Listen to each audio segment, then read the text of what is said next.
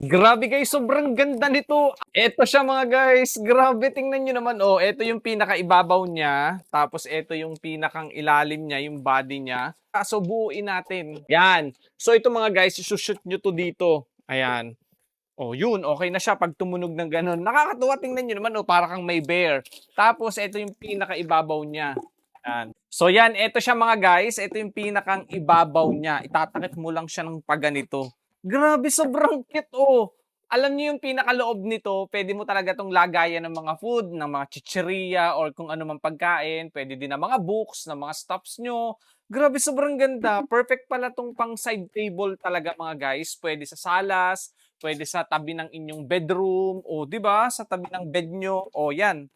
Ang cute, nakakatuwa, oh. Alam niyo maganda dito mga guys, water resistant 'to kahit mabasa, punas ka lang. Then scratch proof na din 'to, hindi siya basta nag-i-scratch-scratch, hindi yan basta nagagalus-galusan.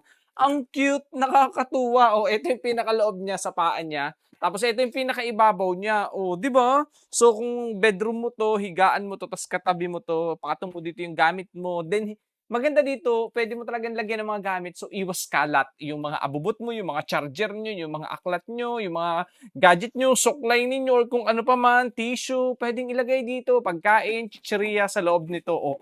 'Di ba, 2 in 1 na, may table ka pa, oh.